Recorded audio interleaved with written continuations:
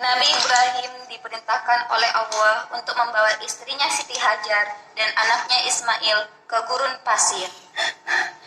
Siti Hajar merintih dan menangis, memegang kuat-kuat baju Nabi Ibrahim, memohon belas kasihnya. Janganlah tinggalkan saya seorang diri di tempat yang kosong ini, suamiku. Tiada seorang manusia, tiada seekor binatang, tiada pohon, dan tidak terlihat pula air mengalir. Bertawakallah kepada Allah yang telah menentukan kehendaknya. Percayalah kepada kekuasaan dan rahmatnya. Dialah yang memerintah aku membawa kamu ke sini, dan dialah yang akan melindungi dan menyertaimu di tempat yang sunyi ini. Haruskah saya berdiam diri di sini, suamiku? Percayalah, Allah akan selalu menjaga umatnya. Siti Hajar melepas kepergian Nabi Ibrahim dengan gejolak jiwanya. Ya Allah, lindungilah hamba-Mu dari semua mara bahaya. Selamatkanlah dia dan bahagiakanlah rumah tangganya. Keadaan yang menyedihkan terjadi pada Siti Hajar dan Ismail yang sudah kehabisan bekal untuk meneruskan perjuangan hidup. Ismail menangis, lapar dan kehausan. Siti Hajar menahan lapar dan tidak tega mendengar suara tangis Ismail yang semakin habis. Sabarlah anakku, sabar nak. Siti Hajar berjalan melewati bukit Safa dan Marwah. Kadang ia berjalan, kadang ia berlari sebanyak 7 kali dalam keadaan yang lemas dan tidak berdaya. Datanglah malaikat Jibril hendak menolongnya. Siapakah sebenarnya engkau ini? Aku adalah hamba sahaya Ibrahim. Kepada siapa engkau dititipkan di sini? Hanya kepada Allah aku memohon perlindungan. Jika demikian, maka engkau telah dititipkan kepada Zat yang Maha Pemurah lagi Maha Pengasih, yang akan melindungimu, mencukupi keperluan hidupmu, dan tidak akan menyia-nyiakan kepercayaan ayah putramu kepadanya. Segera ia membasahi bibir putranya dengan air itu, dan segera pula terlihat wajah putranya segar kembali. Demikian pula wajah si ibu yang merasa sangat bahagia dengan datangnya mukjizat dari sisi Tuhan yang mengembalikan kesegaran hidup kepadanya. Nabi Ibrahim bangun tidur. Ampuni dan lindungilah hamba-Mu ini, ya Allah. Apa yang harus hamba lakukan? Lalu Ibrahim mengunjungi rumah Siti Hajar dan Ismail untuk menyampaikan mimpinya. Nabi Ibrahim pergi ke Mekah untuk mengunjungi dan menjenguk Ismail di tempat pengasingan untuk menghilangkan rasa rindu hatinya kepada putra yang ia sayangi, serta menenangkan hatinya yang selalu terlarut bila mengenang keadaan putranya bersama ibunya yang ia tinggalkan di tempat yang tandus, jauh dari masyarakat kota. Assalamualaikum. Wah, sudah besar sekarang kamu, nak. Waalaikumsalam, ayah. Ibu memelihara aku dengan baik. Bagaimana kabar ayah? Dengan ragu, Ibrahim mengutarakan mimpinya. Siti Hajar datang menemui suami dan anaknya. Tolong kamu pakaikan anak kamu Ismail pakaian yang paling baik dan bagus, karena aku akan pergi berziarah dengannya. Datanglah setan untuk merayu Nabi Ibrahim. Apakah kamu tidak memperhatikan badannya yang gagah, parasnya yang tampan, dan perilakunya yang santun? Itu semua benar. Ismail memang anak yang soleh. Kenapa kamu tega menyembelihnya? Siapa yang akan meneruskan perjuanganmu? Allah akan melenyapkan agamanya. Bagaimana tidak lenyap kalau kau menyembelihnya? Ismail anak tunggalmu. Ya, tetapi aku telah diperintah oleh Tuhanku untuk menyembelihnya. Setelah Siti Hajar memakaikan pakaian yang paling bagus kepada Ismail, memberinya minyak rambut, lalu menyisir rambutnya. Kemudian, Nabi Ibrahim alaihissalam pergi bersama Ismail dekat kota Minah.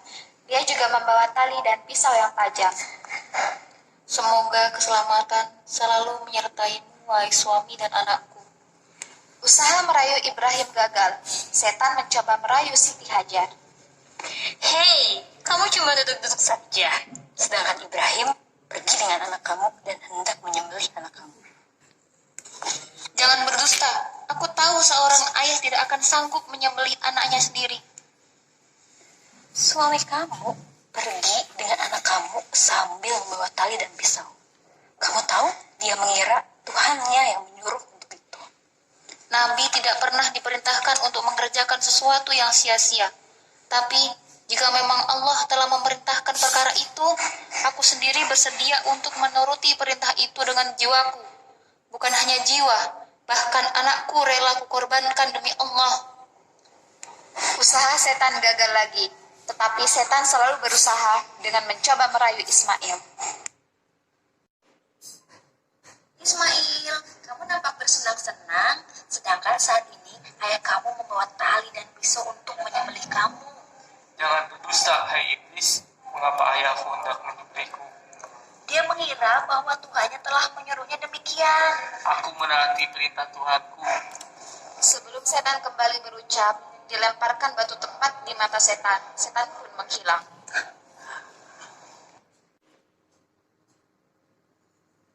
Hai anakku, sesungguhnya aku melihat dalam mimpi bahwa aku menyembelih kamu. Maka pikirkanlah apa pendapatmu. Hai ayah, kerjakanlah apa yang diperintahkan kepadamu. Insya Allah ayah akan mendapatiku termasuk orang-orang yang sabar. Bahagialah aku memiliki seorang putra yang taat kepada Allah, berbakti kepada orang tua, dan ikhlas menyerahkan dirinya untuk melaksanakan perintah Allah. Ibrahim pun memeluk Ismail, lalu mengikatnya dan membaringkannya di lantai. Sambil mengasah pisaunya, air matanya menetes. Agak lama ia melakukan itu, seakan-akan terjadi pertarungan batin antara ingin melaksanakan perintah Allah dengan kecintaannya kepada anaknya. Wahai ayahku, lepaskanlah ikatan tali di tangan dan kakiku, agar Allah tidak memandang aku sebagai orang-orang yang terpaksa menaati perintahnya. Kemudian letakkan pisau itu di leherku, agar malaikat-malaikat tahu bahwa putra Ibrahim alaihissalam telah menaati perintah Allah dengan ikhtiar. Lalu Nabi Ibrahim pun menelentangkan kedua tangan Ismail dan kedua kakinya yang tanpa ikatan, serta memalingkan wajahnya ke tanah, lalu menekankan pisau dengan sekuat tenaganya. Namun dengan izin Allah, ternyata pisau itu tidak boleh memotong leher Ismail. Wahai ayahku, kekuatan kamu menjadi lemah karena kamu masih menyimpan cinta kamu untukku. Oleh karena itulah kamu tidak boleh menyembelih aku. Lalu Nabi Ibrahim alaihissalam memukulkan pisau itu pada batu, dan batu itu pecah menjadi dua.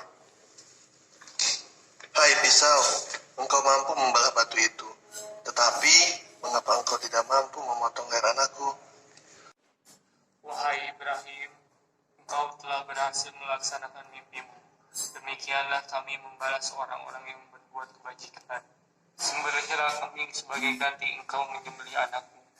Allah sudah menerima ketaatanmu, pahala dan kebaikan akan senantiasa menyertaimu.